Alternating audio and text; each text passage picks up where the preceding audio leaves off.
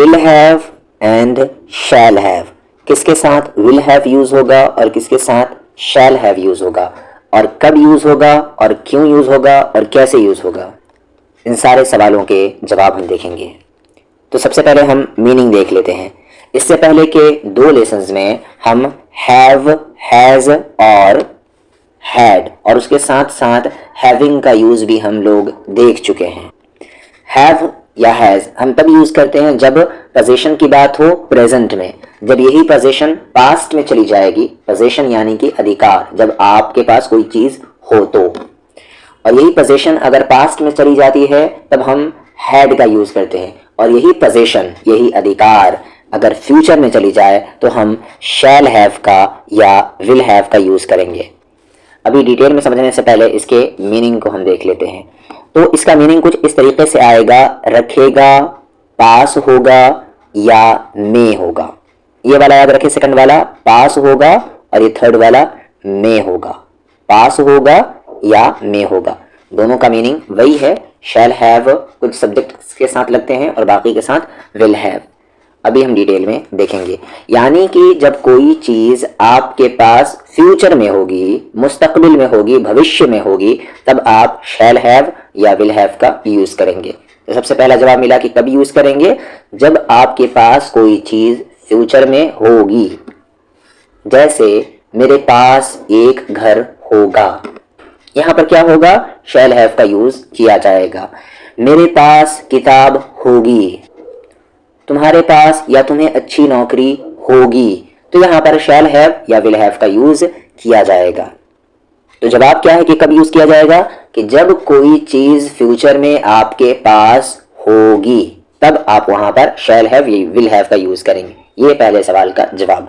दूसरा, किसके साथ यूज करेंगे हम शैल हैव या विल हैव को, तो शैल हैव जो यूज होगा, शैल हैव वो सिर्फ आई और वी के साथ यूज होगा, यानी आई शैल हैव और वी शैल हैव, और बाकी सब के साथ विल हैव का यूज किया जाएगा।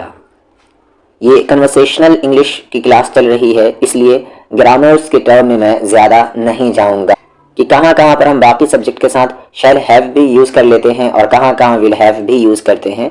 तो बस इशारा मैं दे दूंगा, लेकिन जितना आपको जानने की जरूरत है उतनी सारी जानकारी मिल जाएगी।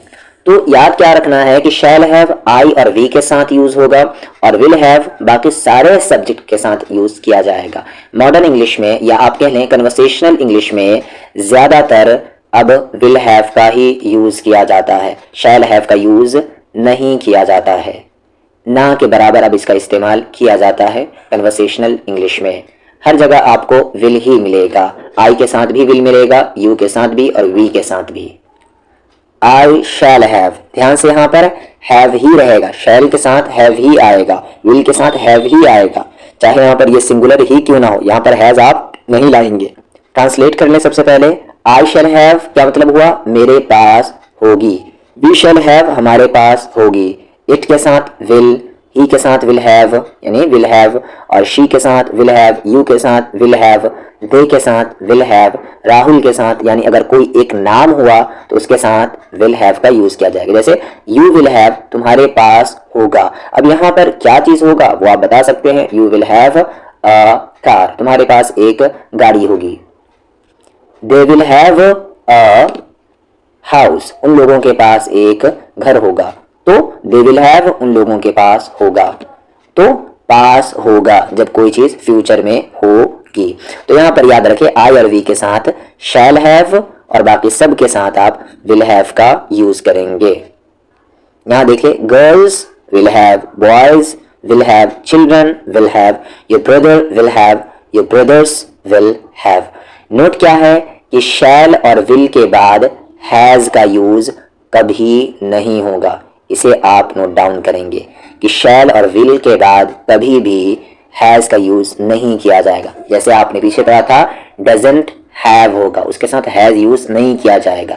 डिड नॉट हैव होगा, हैज नहीं होगा। डोंट हैव होगा, हैज नहीं होगा। यानी कि जब ये कंबाइंड होकर आते हैं, दो एक साथ आते हैं, तब वहां पर हैज का यूज नहीं किया जाता है।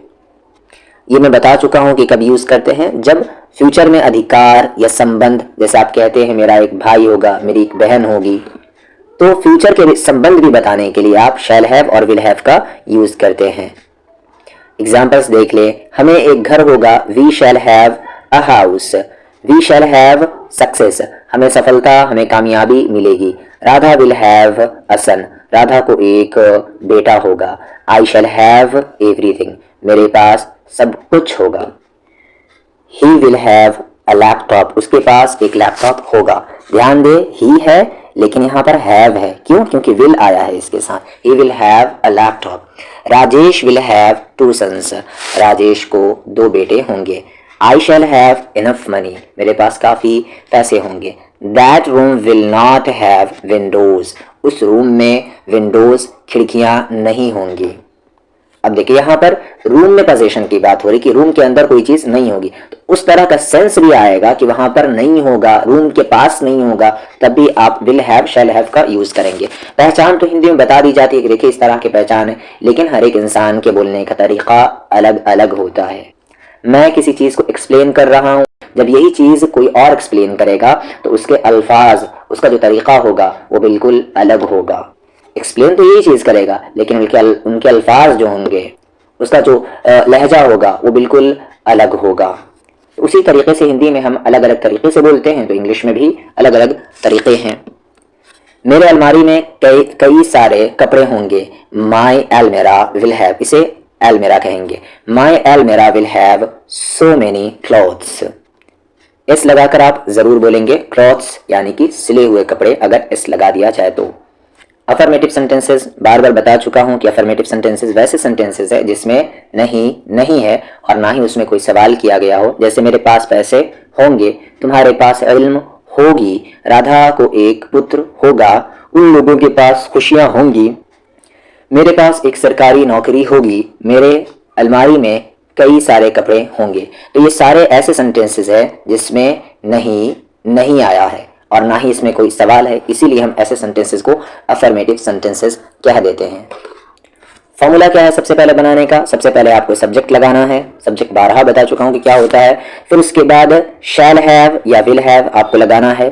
अगर सब्जेक्ट आई और वी है तो आप शैल हैव का यूज करेंगे, और आई और वी के अलावा कोई और है तो आप विल हैव का यूज करेंगे। और जैसा कि मैंने कहा है कि मॉडर्न इंग्लिश में सिर्फ विल हैव का यूज किया जाता है, तो आप सबके साथ यूज कर सकते हैं, कोई दिक्कत नहीं है। बाकी जो बचेंगे फिर उसके बाद आप वो यूज करेंगे। जैसे यहाँ पर है मेरे पास पैसे होंगे, तो सब्जेक्ट क्या है यहाँ पर? मेरे, तो आई।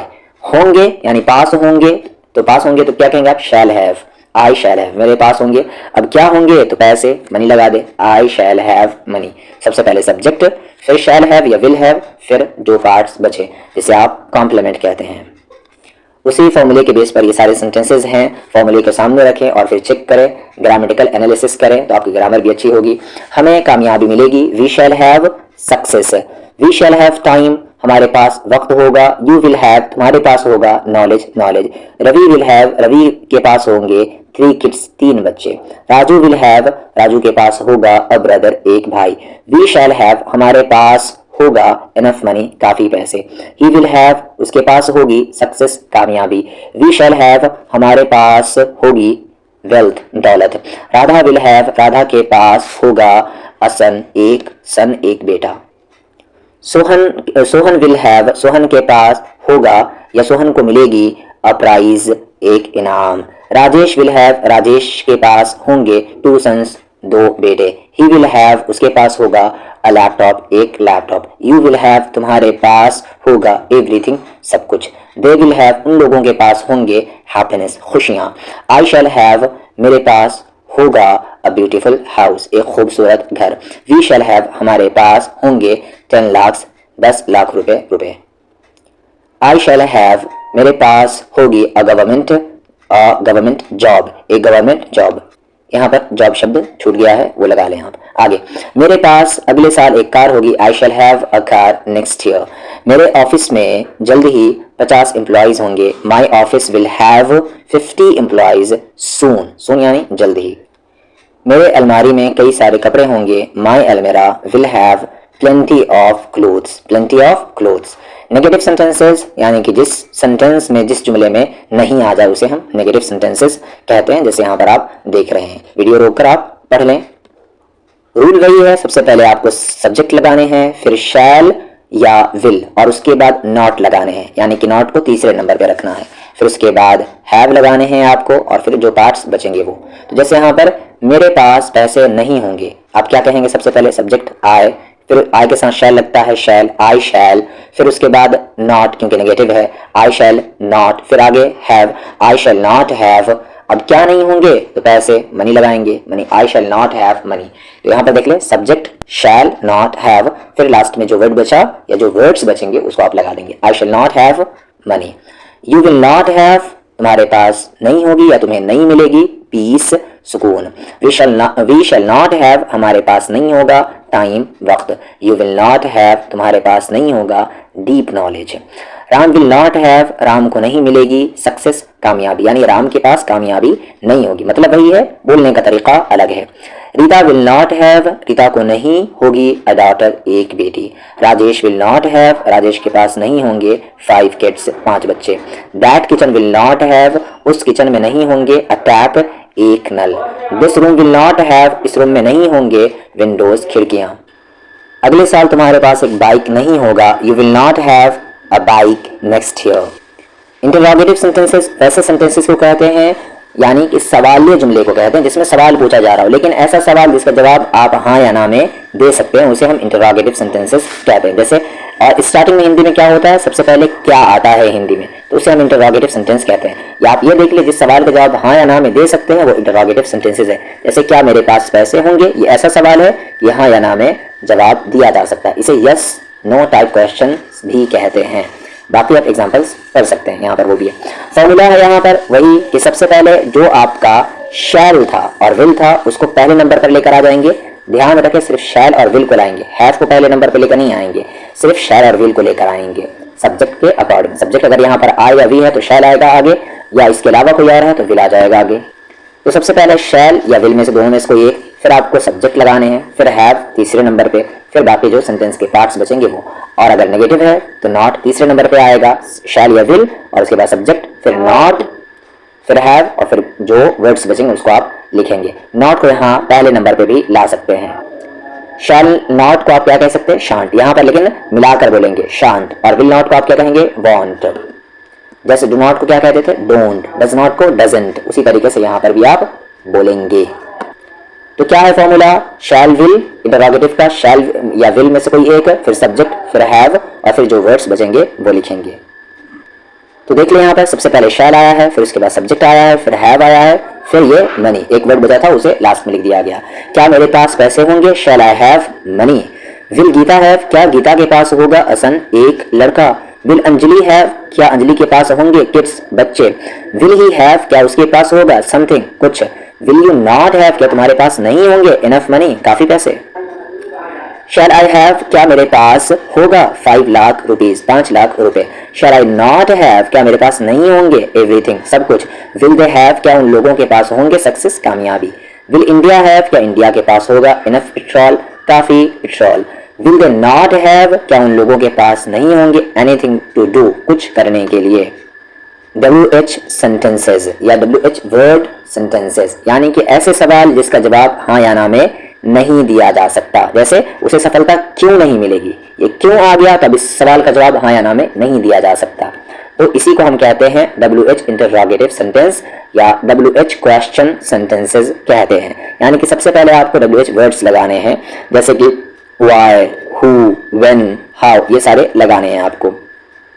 और बाकी जो आगे का फॉर्मूला है वही बिल्कुल रहेगा, कोई चेंजेस नहीं होंगे। यानी कि जो इंटरोगेटिव सेंटेंस का फॉर्मूला था बिल्कुल वही हूबहू, सिर्फ स्टार्टिंग में WH वर्ड्स आ जाएंगे जो पूछा जाएगा वो। जैसे उसके पास क्या होगा, तो सबसे पहले क्या आया, व्हाट, क्या का ट्रांसलेट किया गया व्हाट। उसके बाद आगे शैल या विल में से कोई एक आगे देख लेंगे, यहाँ पर वो है यानी उसके पास, तो ही के साथ तो विल लगता है। व्हाट विल ही हैव, उसके पास क्या होगा। व्हेन विल यू हैव, तुम्हारे पास कब होंगे सेंस, अकल, यानी तुम्हें अकल कब आएगी। हाउ विल यू हैव, तुम्हारे पास कैसे होगा एवरीथिंग, सब कुछ। Why will you not have, तुम्हारे पास क्यों नहीं होगा time. Why will Rahul not have, Rahul के पास क्यों नहीं होंगे मनी, पैसे। Why will he not have, उसके पास क्यों नहीं होगी सक्सेस, कामयाबी। How shall we have, हमारे पास कैसे होंगे कामयाबी। How will you have, तुम्हारे पास कैसे होगी रिस्पेक्ट, इज्जत। Why will you not have, तुम्हारे पास क्यों नहीं होगा टाइम, वक्त, फॉर मी, मेरे लिए। How will you have, तुम्हारे पास कैसे होंगे 5 लाख, 5 लाख रुपए।